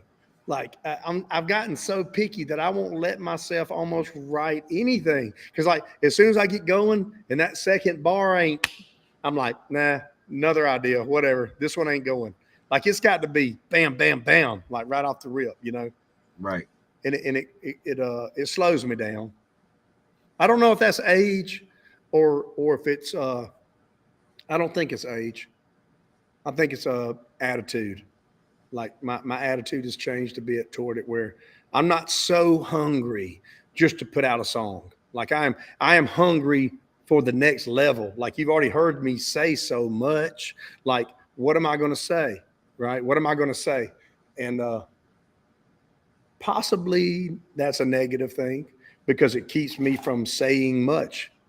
But it also keeps me from doing many interviews. Because I don't know what the hell I don't know what you're going to ask me, and I don't know what I'm going to say. And then the whole world might hear me talk about some shit I didn't really want to talk about, you know. But I have no idea. Like I could ruin my career here in 2 sentences, you know. No, we ain't gonna let that happen. Yeah. All right. So the next song we got is called "Bitch Please." So, This one's easy to talk about. what was your mindset, and why did you write it? I'll tell you. Well, I'd been in the studio with Toner, Thomas Toner. Shout out Stone Baby Sounds. Amazing creator. Amazing guy. Beautiful, sweet wife. Beautiful kids. I love him a lot. I wish I could get more time with him. And when I could, it's just we get so busy with life. But I had already been in the studio with him like 2 days, I think 2 or 3. And Jared Sholo, who helped produce Feeling Good and co-wrote and produced all this stuff for me, you know, like most of my stuff is Jared Sholo. But he had been over there just as a writer, just in the room with me, getting me going. That's where we wrote Balloons and Beaches. Mm-hmm. I don't know if you've heard that. It's about addiction and abortion. And then we wrote Lake It Easy. That's the video with all the girls in the bikinis. And what other one did we start? We started Target Practice. That's where Target Practice came from. That's a fire song. Yeah, well, him and Toner. Yeah, everybody tried to say like we ripped off a Yellow Wolf beat. I'm like, no, man, that's a 4 on the floor. Like we wasn't caught. That's 7. That's his fucking. That's White Stripes, and every dance hall song in the world is 4 on the floor. Like, okay, yeah, I'm sure Yellow Wolf's got one, but that wasn't. We don't do that. Like I sat there and watched them make the beat, and I came up with the hook, and my verse right there, you know. And I was like, I don't need to. I don't feel like this is a song where somebody wants to hear me rap for 4 minutes, and so we just threw it off to the side, And so the next day, I came back in with Toner. It was just me and Toner. I said, Toner, and we had made 2 songs a day for the other 2 days. I said, I just want to make 1 song today. I want to spend, me and you are here. I just want to make 1 and spend the whole day and make sure that it is a banger. And so he's pulled up something that was pretty much what the beat is. And he said he had made it, and it was like, he thought it might be too aggressive for something. I'm like, no. That's exactly. I mean, that's my strong suit, really, dude. Like Boondocks, Tannerite, truck music, Target Practice. Like, because I have a gear, dog. I have a energy gear that is almost. I don't want to. It's almost retarded. Like I have a gear that I didn't know this, but it goes up a little higher than what a normal human will go, right? And that's kind of the whole demon thing, is the energy thing. So he played it. I'm like, nah. As soon as he played the beat, dog, I just said, bitch, please. You know, it was just like, that was what the feeling it gave me. It's like, bitch, please. Like, this shit is so hard, bitch, please. From the bottom, got them jumping in. We ain't about to leave, bitch, please. And so And the theory behind the song was country rap to the bone, right? Because I really made it about a mud bog. Right. But in a sense that when someone comes to a mud bog for the first time, I don't know if you've been to, you've been to one. Yeah. But do you remember your first one? Yeah. So the first time I went to one, it was late at night, and I had never been to one. Like a mud bog. Like I've been mud bogging. Like we would do that like just in the woods or on back roads, whatever. Mm-hmm.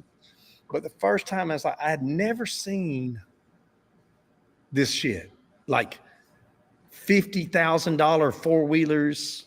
Oh yeah, they're I'm talking about insane. a long time ago, dog. I'm talking about 12, 14 years ago, like with the LED. It's like you're in another planet. It's like, it looks like this whole other planet.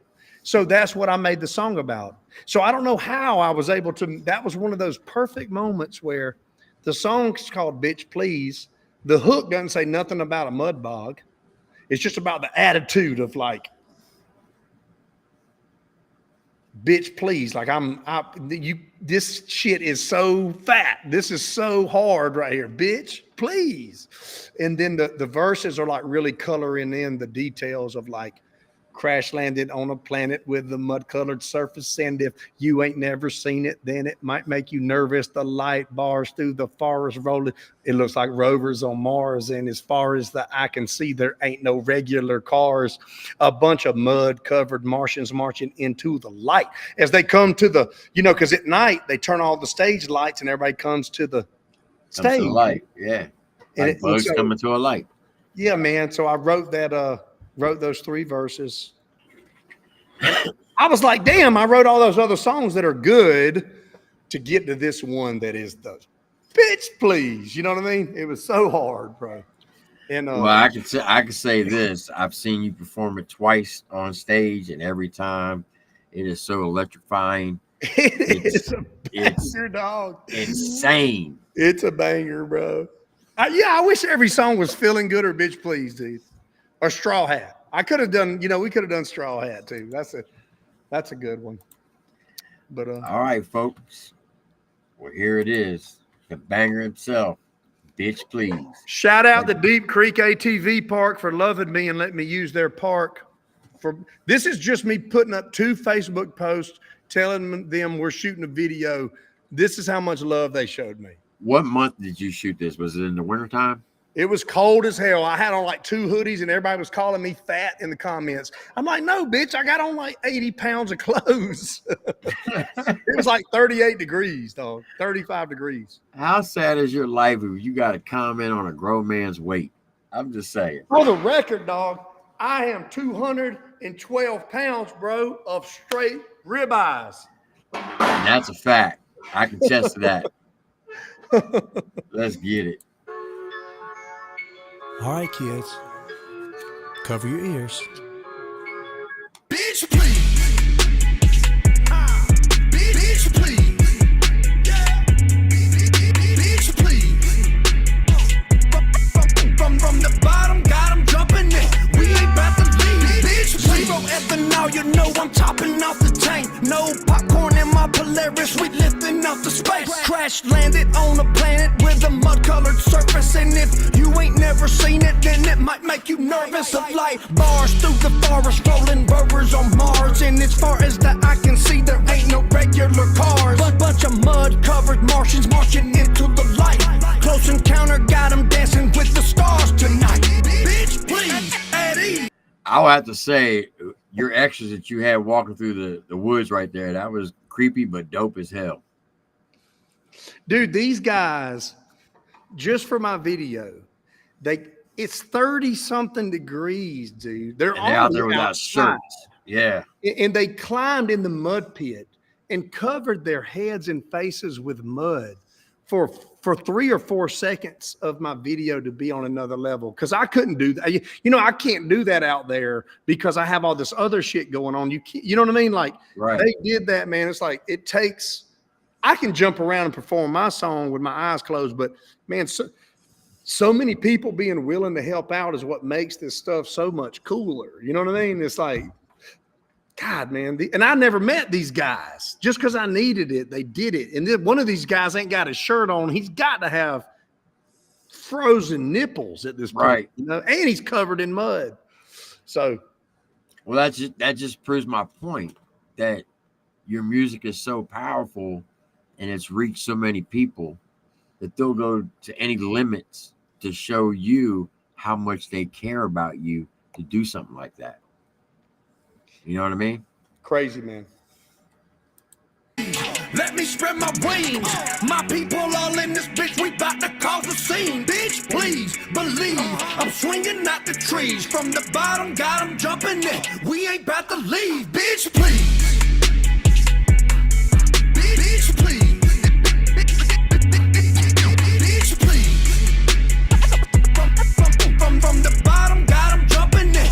We ain't bout to leave. I got 'em chanting to these anthems. Move your body, throw your hands up if you got no work tomorrow. You might wanna change your plans. More watch through the crowd, loud, shaking the ground. Without a doubt, getting down. Just look at me now. These are the rappers throwing tantrums, cause the girlie thinks I'm handsome. And I won't share the recipe, I'm holding it for ransom. Shots, game, son, my aim's on lock. Swooping in, clear out the hen house and leave them in shock. Bitch, please.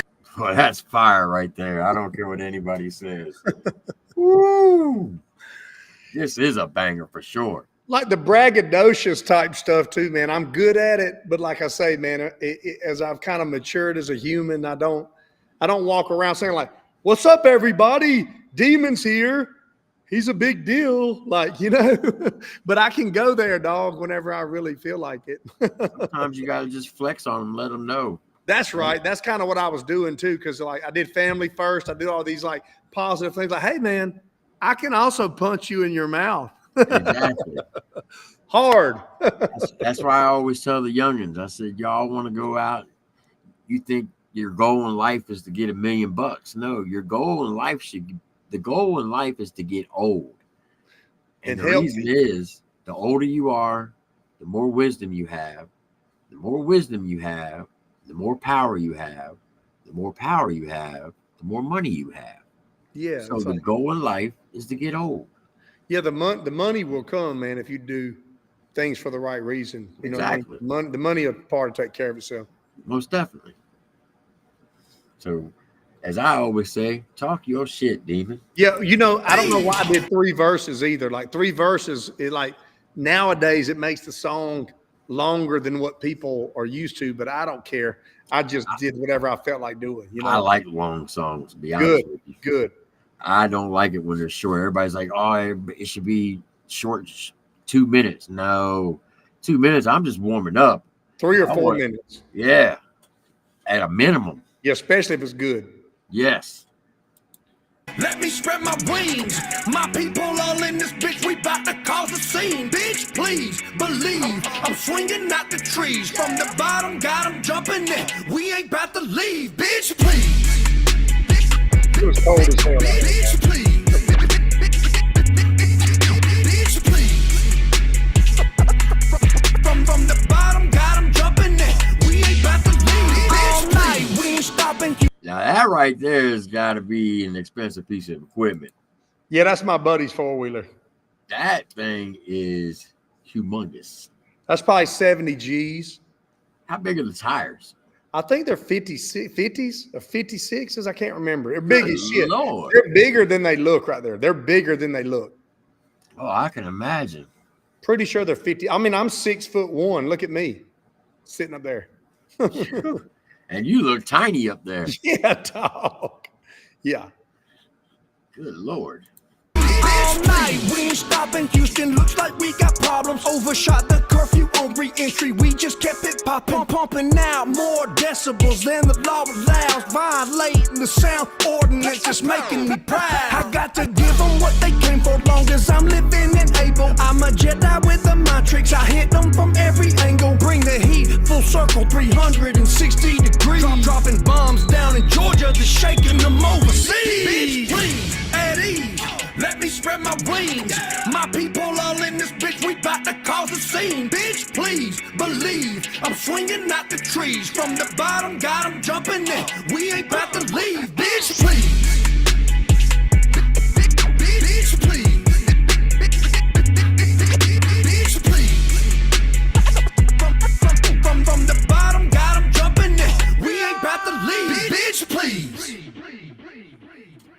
Have you ever thought about the Smoking and Bandit logo you did? You ever thought about making that like your permanent logo? No, but on the Brantley tour, we got use of their LED screens in the arenas, and so you can put any logo on it you want, and that's the logo I put up there, and it's pretty badass, man. Like I even like though it. my original logo really came about in a very organic way. It is I didn't mean to do the straw hat thing. It wasn't like thought out. It was just the way it happened. I wore a straw hat to the Muddy Muddy video shoot because it was 105 degrees. And when, laying bricks, I was a brick mason. But that's the only other real job I've ever had. On the hottest days of the year, we would go to Ace Hardware, wherever, and get a straw hat to keep the sun from, melting our necks off. And Right. so I was like, okay, I'm just going to dress like I would be going to lay bricks today. And so I wore the straw hat in part of that video. And then everybody wanted my straw hat. And it's like those parts of the video, I'm like, damn, because that up to that point, I wasn't like walking around wearing a straw hat. I would wear it. And I hadn't had to lay bricks in a while. The music had been taking care of me, but when I did and it was very hot, we would wear a straw hat. So I was working. It was hot. I wore a straw hat. Everybody wanted it. I took a selfie on my laptop. Bing, bing.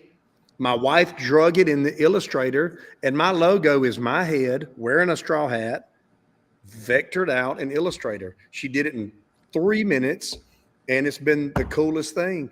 And then just adding the Trans Am wings onto it took 3 or 4 days because it's not an exact knockoff of a Trans Am. There's some very subtle differences where it flows with my logo, and just getting that shit right took 3 days. Yeah, but my logo took 5 minutes. It's really my head, so you can't rip the shit off. I got the Illustrator file with my selfie stacked in there and kind of like took my picture out, and then with the tracing of my head. And it's asymmetrical. It's not a symmetrical picture. And like, look at this. I'll show you in my shop here. I'm gonna walk over here. Well, let me turn the light off because that light's too bright. I just had this made. It's going to be dark for a second, but let me show you. So when you walk in my shop at night that you're in my shop. That is dope. Yeah, that's like a 5 foot tall. Yeah, my buddy just made that. That is dope as hell. Yeah. Yeah, man. Let me turn on some lights in here. It's getting a little dark. But these cameras on the laptops are pretty they're pretty sensitive to light, so that's why I turned it off. You could see the size of it maybe. It's big. Yeah. Yeah. Pretty cool. That is dope. So another blessing, God doing what I couldn't do for myself. I didn't, having a logo, like, where would Nike be if they didn't have, if you know what I mean? Like you got to have a logo, man. Coca-Cola, Nike, whatever. But you definitely have a unique logo, and it is dope. I like it. And also too, I don't like logos that's got like a bunch of words and all that stuff all over it. Like, so I don't have a specific like font or anything like that. But man, I got a lot of clothes or like merchandise we sell that doesn't say anything. It just has the logo on my hat, and people, that's what people want. So that's what we give them, When I came up with the logo for my channel, the original name of it was Table Talk Time. Okay. I let the subscribers pick the name of it. And their reasoning behind it was to sit around the table and talk like a family. So Table Talk Time. True. But what I didn't know is there's a lot of different YouTube channels called Table Talk Time. So then I said, you know what? I got tired of saying Table Talk Time, so I shortened it to TripleT, but I made the 3 T's, red, white, and blue. So this is what it looks like. It represents also the 3 crosses when Jesus was crucified. Right. So that's the whole meaning of the 3 T's. You can name them whatever you want, but they represent Christ and America. Hey, that's 2 of my favorite things. Short and sweet and simple. Ain't nothing like some Jesus and some USA. Yes, sir. Yeah. If it wasn't for him, none of us would exist. Hey, so tell me, how did you meet Adam? You don't know? No, that's my dude, man. You really don't know how we met? No, I'll tell you how we met too. I don't know if you know, but I'll tell you. Like mine and his story is pretty unique. I was live one night with another YouTuber, and He come on there and tell you to shut your ass up. he came on there and he threatened to fight me, and I'm like, pull up then. How'd I guess, bro? So You told him to pull up. That's why I made this shirt said, "You better pack a fucking lunch." That's so funny. Because Adam, when he first meets people, he kind of will nudge them like this. You know what I'm saying? So I actually I said, well, hell, pull up. I put my address in the private chat. He's like, send it. I said, there it is. He's like, and I thought he said to me, he said, I'll pull up as long as you don't sue me. And I thought he said, shoot him. I said, I ain't going to shoot you. I said, we can do it in the street or in the backyard. I'll sign whatever paperwork you want. Said, what you going to do, sue me? I said, no, I'm going to give you one of these. You better pack a fucking lunch. And that's where this logo came from, pack a lunch. Adam is such a unique character, man. And I love him because I know him as a man. I know him as a human. And he's a really good person. Well, here's the thing. He's solid. Is he solid, T? Yeah, most definitely. He's solid, dog. I'm gonna That's say my this. bro, dog. I don't give a damn what's going on, whatever. I'm not gonna say public with all the. You know what I'm saying? I'm not a internet personality. You know what I'm saying? I don't maneuver all that shit. But I'm just talking about on a human level. That's my dude. I love him. I love his wife. I love his children. I love him. Mm-hmm. Period. I'm not whatever going on over here, over there, whatever. I love you. There it is. There's a certain person that Adam knows, I know, have been telling me things about Adam for 4.5 years, and I believed everything he said. And I had this certain thought process about him. I felt a certain way about him without even doing any research. And I shouldn't have done that. And to this day, every time I speak to Adam, I apologize to him for it. No, it's all good, man. We all make mistakes, and me and Adam argue all the time, dog. I'm like his bro, I love you. You said this, I think that on this topic, but that don't affect my brotherhood with the dude. Right. You know what I mean? When he came up, me and my wife disagree 4 or 5 times a week. Dude, I'm not going to agree with you with everything, but I love you because I know your heart, bro. I really do. So when he came up on the panel, he checked me, and he had every right to. And I apologized for the things I said, and I felt so bad. And then after that live, he called me, and we talked for an hour and a half.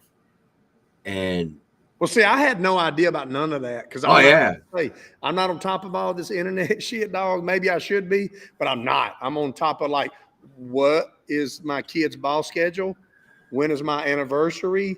Am I scheduled? Am I going to be available on my wife's birthday? I'm on top of that shit, and I miss a lot of things, and then it ends up getting me in trouble sometimes because I'm like, bro, I'm sorry, I didn't even know this shit was going on, and then by the time I know what's going on, I'm like, I'm not getting involved in that shit, dog. He has been solid with me. I've been solid with him, and I'll do anything for the guy. He is, when I say 100% real. Anybody can say whatever they want about him, but until you meet him in person, don't judge him. Yeah, there you go. We shouldn't judge other people because of something we see on the internet or something somebody says just about somebody. Come on. We're all humans here. We're all doing our best, I believe, in the moment. And, it is what it is. But this is how I describe Adam to anyone that is listening that has any question. I'm not going to explain to you every little up and down and every little detail of my relationship with anybody, especially my personal friends. I'm not going to tell you what me and him talk about. I'm not going to tell you what I think about nothing. That's my brother. I love him. I'll tell you that. If there's a burning building a building on fire. There's only a few people that I know for a fact. There's probably five or six that I know for a fact would run in that bitch to get me, and he's one of them. So everything else is what is over here. That I know. So whatever else you like or don't like, that's a fact. That fucker's coming in that building to get me, to get Demon. Oh, yeah. Right? If you can say that about somebody, and he's not a fireman, you know what I'm saying? Like a fireman would come get you, of course, but I'm not talking about firemen. I'm talking about people that just men, not counting my wife. I know she would. I wouldn't want her to, but men, he's one of them. So how did you and Adam meet? Well, me and him just missed each other at churches one weekend. I was up there with church. We were just like making he invited me over. He liked my music. Me and church were communicating before, I think, in my mind, before church was church, right?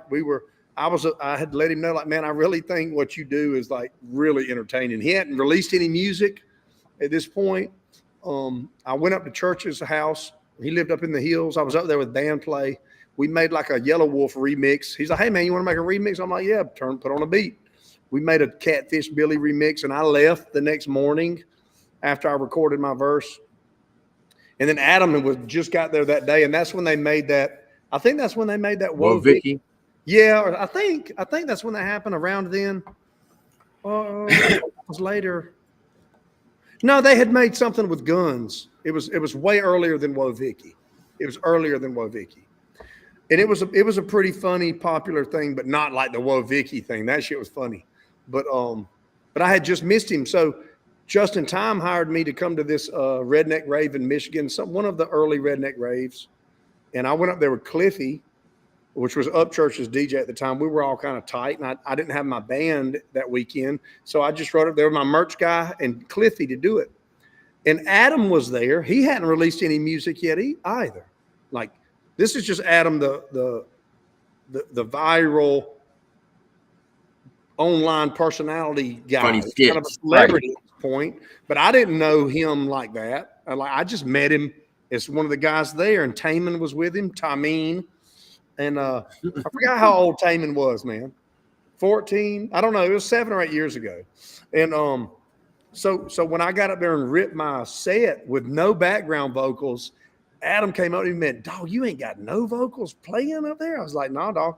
He said, respect, bro. You ripped that shit. It's like, thank you, man. Thank you. I tried pretty hard, you know. And then me and him, our relationship came from that. And then, but it was not geared around music, or it was not geared around, oh, this guy's viral. Maybe I can get him to tag my song and like, I will be a bigger deal. You know what I mean? Right. Like, and then, when he put out Americow, he said, hey, man, put a verse on this. And he sent me Whiskey Fiddle. And it was cool. It was a little bit different. It was more of an underground hip hop thing than like a bang banger. But it was cool. And then he said, hey, man, you want to do a record or an EP? And we did the Crazy White Boy EP. And we did it. But we did it because we were boys and like we liked each other. You know what I mean?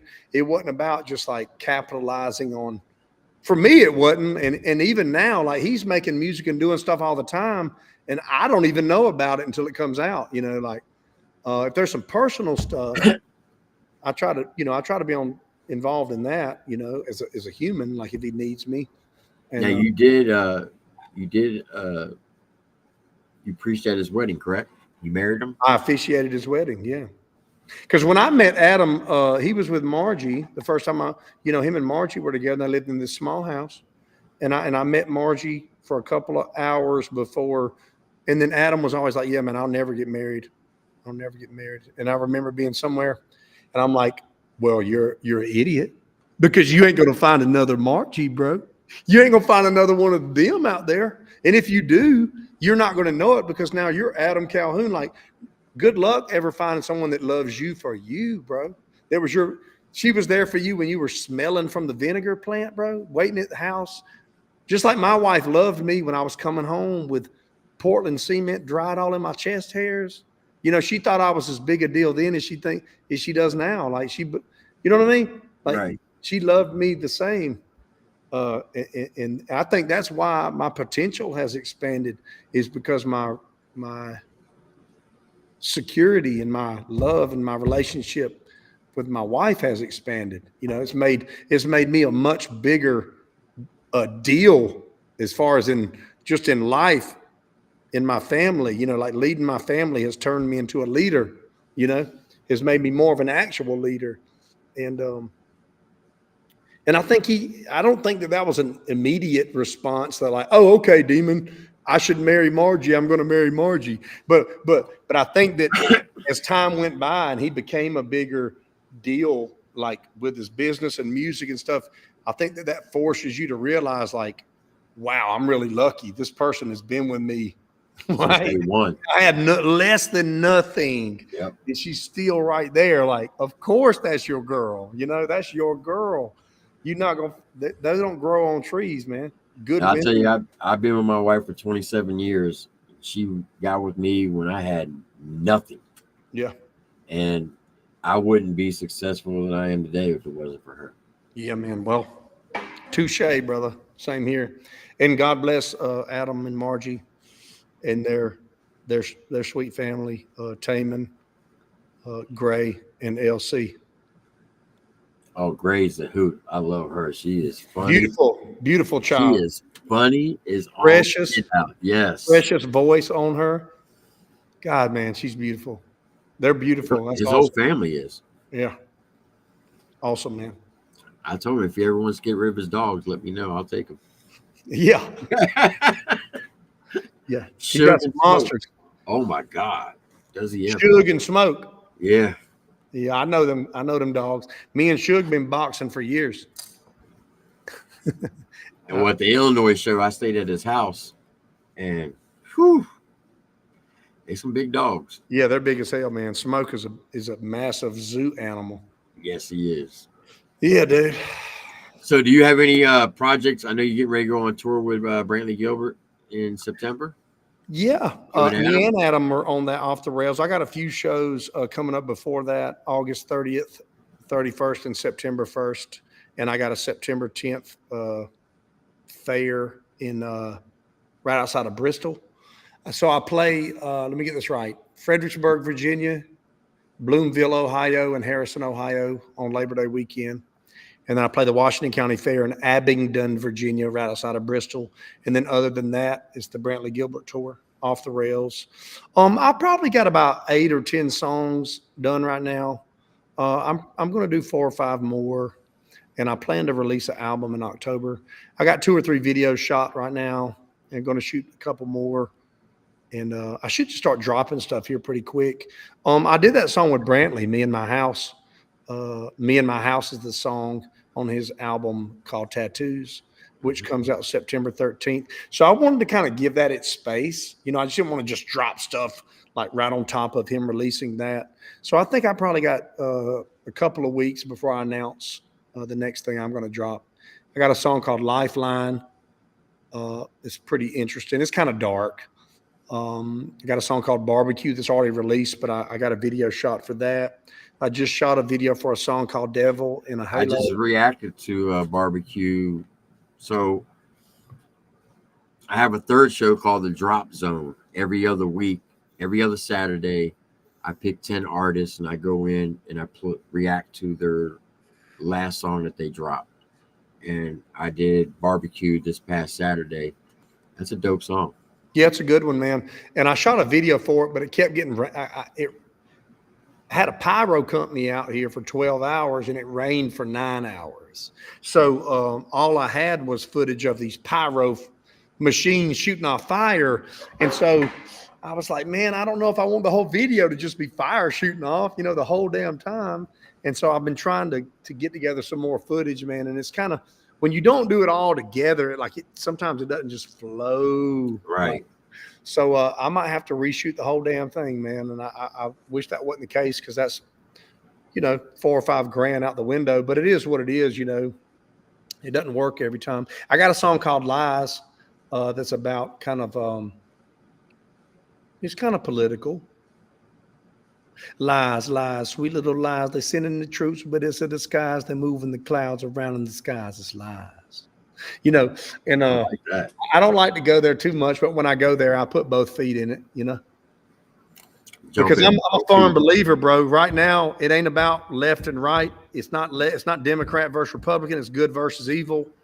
I believe most of the Republicans are evil as well, and I believe 99.999% of every Democrat politician in Washington is evil, and I would say probably 80% of the Republicans are evil. It just so happens that Donald Trump is running as a Republican. I don't care if he was running as a tomato sandwich. I'm voting for his ass, and I hope you do too. It ain't got nothing to do with me loving everything he says. It's got everything to do with I think he's the man for the job. And if you want somebody sitting across the table from the most vicious human beings on earth representing you, your interests, and the future of your children, it is Donald Trump. Yes, Period. sir. Get over it. Turn your feelings off. Make a big boy decision, a big girl decision. It ain't got nothing to do with what you are comfortable doing. It got nothing to do with that. What is the best thing for our nation and for the world? And it is voting Facts. for Donald Trump. And I believe it. And I'm not going to shut up and act like, oh, this might hurt my career. I don't give a half of a damn about none of that. None of that. No more. I've tried to shut up a lot, but all I do is hear people's opinions plastered all over my phone and computer and the road signs and everywhere I look. Someone's opinion. Well, this is my opinion, and I'm not going to act like I'm going to tiptoe around my opinion to make you feel a little more comfortable. It's going to be real comfortable when the United States is a socialist nation and you're not paid or rewarded based on your work and your merit. You're going to be paid and based on what the government thinks they ought to hand to you. And you can vote your way into that, but you got to shoot and die and bleed your way out of it.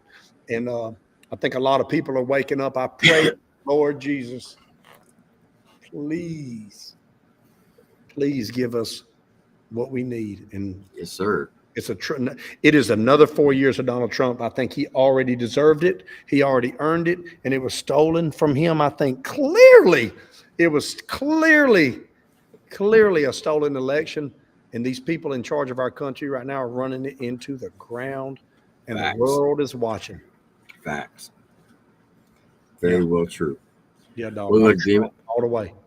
I greatly appreciate you doing this. My pleasure. I hope you come back again. I will. We got the Rundown season 3 coming up. I'd like to invite you to be a guest judge if you wouldn't mind. Come up and judging some music for the competition. Oh man, hold on. I'm not committing to that. Hell no. I love you. I ain't committing to that. Hey, at least I told you to your face. Yes, sir. Hey, respect. Because you know why, man? I really believe that music, if you create it, whether I like it or not, like, man, every song is somebody's favorite song, and I don't want to judge it. I don't want to judge artwork. You know what I mean? That's respectful. I'll judge my artwork. I'm not gonna, everything that ain't for me don't mean it ain't good. It just might not be for me. And I don't want to, you know what I'm saying? I want to remove myself from Hey, it. I respect that. Well, we can do this again. When I release my album, I'll get you to react to it and like, Yes, sir. I would love to. For Yeah. real. Cool. Yeah, man. Most definitely. All right, folks. This is Demon Jones. Look in the description of this video. Click on his original link. Go over, show him some love. Watch his videos. Leave a comment. Tell him I sent you. I promise you won't regret it. And if you haven't ever seen him perform live, make sure you put it on your bucket list because I promise you. He's so badass. It'll be the best performance you ever see. I can promise you that. God bless you for that, dude. I appreciate it. Well, Demon, much love and respect to you and your family. I look forward to seeing you in the near future at the shows again. Might see you at the Brantley Gilbert show. You never know. Come on. Come check it out. Well, when y'all come to Louisiana, I'm definitely going to come check it out. Baton Rouge, baby. Yes, sir. What's it? The Raising Cane's River Center, something like that? Mm-hmm. Bring me some. Well, no, you don't got to bring me chicken. They probably have. Brantley takes such good care. I can't believe I didn't talk about Brantley, dog. Brantley Gilbert is one of the most genuine gentlemen I'm just so glad that he's my Georgia brother, dog. He's such a good dude. I've known him a while, but we never worked together until recently. Man, this guy is the epitome of Southern hospitality, dog. I never felt like the opening act on that tour. I got treated like I was a freaking superstar at every one of them. His whole team treated me like I'm a king, and they treated everybody on my team like they were the main thing, dog. And I just don't have enough. There's not enough kind words to say about him and in his team, dude. It's just unbelievable. Unbelievable how good of people I they will are. say one thing about your team. Your drummer, I think he's like your second cousin. Austin. Yeah, he's my second cousin. That dude is dope. Monster. Yeah, that's right. That's why he's my That drummer. boy can drum his ass off. I can't have nobody on stage with me half stepping, dog. Hell no. if I'm doing what I'm doing, you got to do what you got to be able to do it. You know what I mean? That boy is legit. For Yeah, real. I don't do things just because we doing it on stage. Yeah, Whoever's on stage with me has got to be doing it. I had a nice little conversation with him in Illinois, and that guy, boy, whoo, he is fire. Yeah, he's Like, a for real. drummer's drummer, dog. Yes. Straight up. Yeah, I love him a lot, man. He's came a long way as a man in the last few years, dog. I'm grateful to have him. Him and Ryan Yunker, my guitar player. My guitar player is a He's professional. fire, too. He slays that Star Spangled Banner, dog. He's a shredder, and he's so tasty with his licks, bro. I'm lucky to have him on my side, dude. There's a few other guys with me that you don't see that are not on stage that are also very vital. My tour manager, sound guy, and my assistant Tommy. I got a really good team right now, dog. It's not a big team. I got like 6 people, and then 6 people that travel with me, and they handle everything. And I need a videographer, photographer, probably, but I don't need that all the time. You know what I mean? But I wish I had somebody here local that could drop it and roll with me. And Rocco's traveled with me. I've used a guy named Ryan Noker. Drake McGuire's done some. But I got it. That's something that I need to find. So like a content manager, somebody that rolls with me all the time. I just hadn't found them yet. Okay. Well, ladies and gentlemen, once again, Mr. Demun Jones, sir, I salute you and I thank you. God bless you, dude. All right, you too. All All right, folks, y'all know the deal. Stay strong, stay safe, stay blessed. Be kind to yourself, love your family, love your neighbors, to include your enemies. Do unto others as you wish them to do unto you. And as always, God bless you and God bless America. Remember, this is not my channel. This is your channel. And I'll tell you that every single day. I'm TripleT with Demun Jones of the Breakdown. Don't forget, tomorrow night we have the rundown, the semifinals. Monday's the last episode. I'll see you on the next